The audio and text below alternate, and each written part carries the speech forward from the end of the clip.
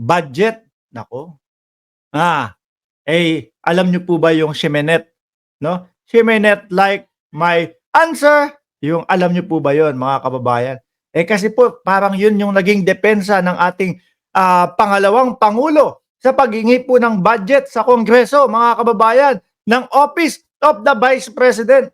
Naalala ko, no? Nung dati po si Attorney Leni Robredo nang hihingi ng budget o humihingi ng budget o nagre-request ng budget sa Kongreso, mga kababayan, meron pa nga doon parang in 2 minutes lang, aprobado na. Hindi naman po kasi ganong kalakihan at naidepensa naman po ng dating Pangulo. Kaya lang ho, dito sa mapapakamot ka na lang sa ating bagong Vice Presidente.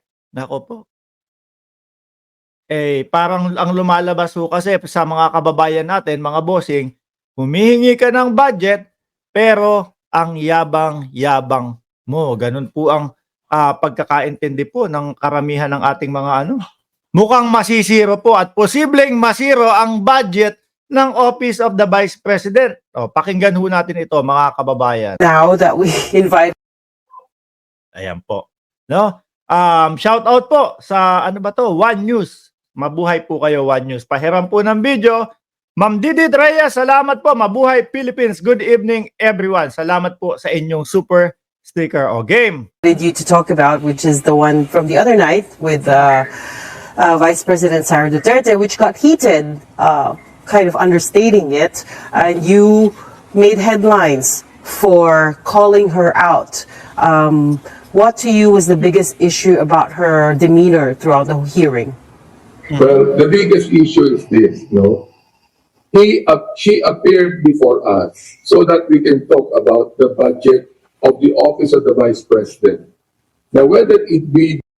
Ayan po ang hinihinging budget ng ating Vice Presidente para po sa Office of the Vice President.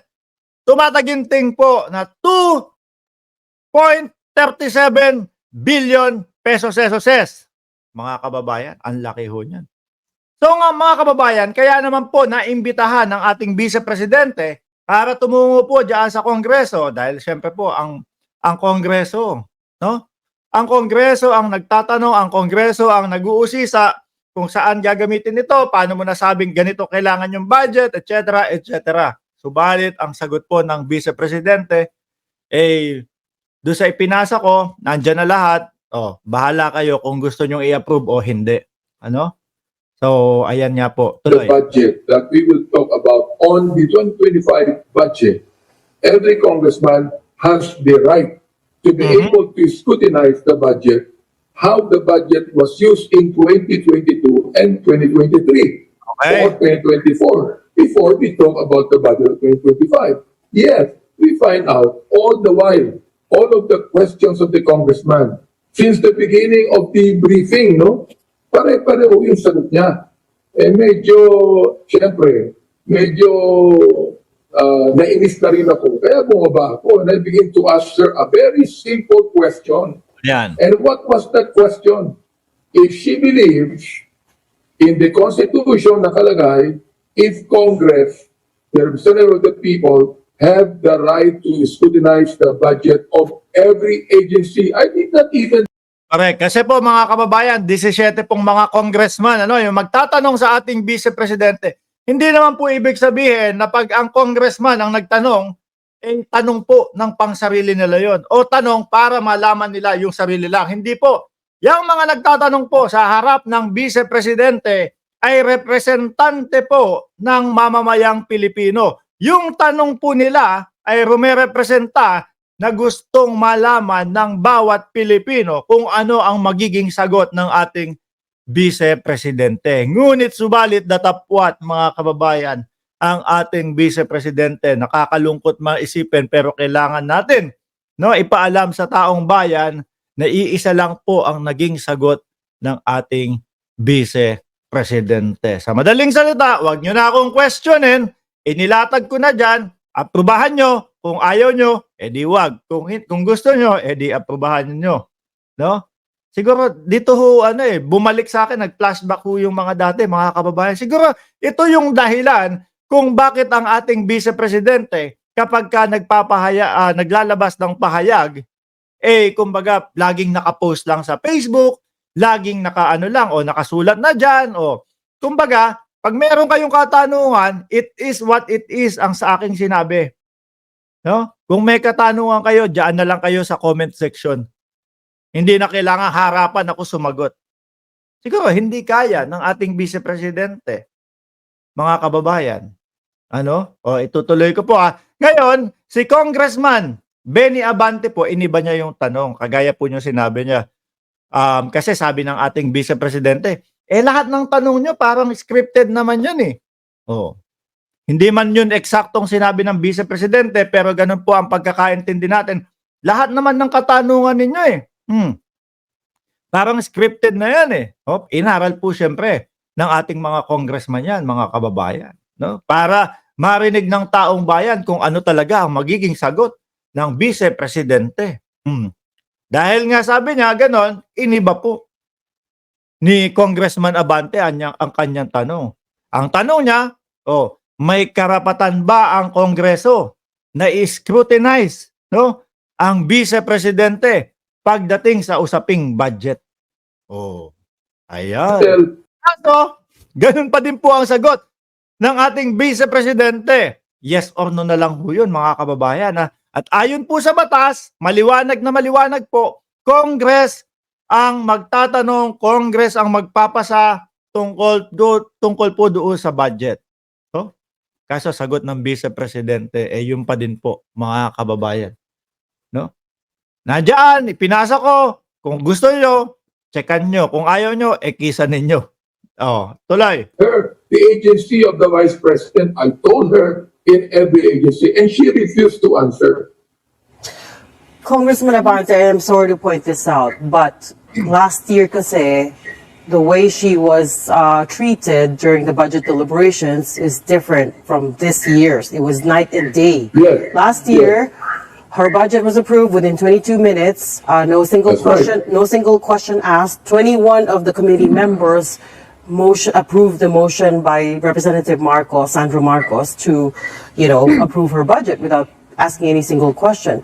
I mean, I guess, when you paint a contrast like that, you have to wonder, could she be wondering why she's being questioned this year, right? Could it not be said as well that we enabled that kind of behavior wherein she's used to not being questioned? I was also vice chair last year when the budget was actually talked about. But last year was quite different. It was quite different because she was quite different, no? Kami naman, reactive lang kami. Whatever the Vice President would tell us, ang question namin would sum up with the attitude of the Vice President herself. You've got to remember that she is the Vice President, but it is the duty of Congress to scrutinize her budget. And Correct. she must answer directly to us, and she must answer the answers that we would like to hear about the budget. Right. No, you're right about that. But my question is, why didn't you ask her about the confidential funds last year? I mean, she's right that there's no confidential funds this year. So why didn't we scrutinize the confidential I funds do not last know. year? I do not know about the other congressmen that asked about the confidential fund. But the thing is this: I did not ask about the confidential fund. You see, every congressman has all the right to question her on what he wants to question. So, napakasimple ng question ko sa kanya. If Congress has all the right to scrutinize the budget. Talagang binago niya. Para kunyari, siguro gusto niyang gibain yung sagot ng BP na paulit-ulit. Tingnan natin kung yun pa din ang sasagot. Kaso yun pa din ang isinagot, mga kababayan. Ang lugi dito, mga bossing, ewan ko kung paano nasasabi nung mga vloggers nila, yung mga DDS vloggers o AKA mga tawag dito, OTAP vloggers, na ang galing ng ating Vice Presidente. Ibang klase, sabi ko. Parang iisa lang ang inyong narinig, tapos nagalingan kayo. Wala kayong narinig na sagot kung paano niya idedepensa yung hinihingi ng budget, tapos nagalingan kayo. Sabi kong ganon. Ano kaya yun? Yun po yung tinatawag natin na bulag na po mga kababayan. Shout out Ma'am Maritel at Tina V. Shout out sa inyo, Shiro Kansaki. Tuloy ho natin mga kababayan ha. At narinig din ko no, sa ibang mga interview ni Congressman Benny Abante mga kababayan. Narinig ko din po na alam nyo kung ano ang gustong mangyari ni BP Sara doon sa hearing namin sa Congress. Sabi niya, gusto niya kasi i-contempt namin siya. Ayan. Sabi, yung paulit-ulit na sagot ni BP Sara, kumbaga, parang pagkakaintindi niya, recorded na yun. Ito lang ang isasagot ko para mainis nila sa akin, para i-contempt nila ako. Paano po? Ano ba mangyayari kapag i-contempt po ang ating BP? Siyempre, kakaawaan po. No? Ayan, naku, talagang totoo yata na masyado nang hinihigpitan ang mga kaalyado ni Duterte. Ganun po ang lalabas diyan. Hinihintay daw po ng ating Vice Presidente na siya i-contempt doon sa Congress upang kaawaan daw po dahil yan po yung estilo nila ngayon di ba? Mga kababayan, yan po ang nagiging style nila, mga bossing, sa panahon nito. Bakit ho? Kasi nga, di ba? Yung mga paninira, yung mga sigaw-sigaw ng bangag ang ating presidente, hindi na ho umuubra mga kababayan. Kaya lipat sila, palit sila ngayon ng estilo, paawa effect naman po, mga bossing.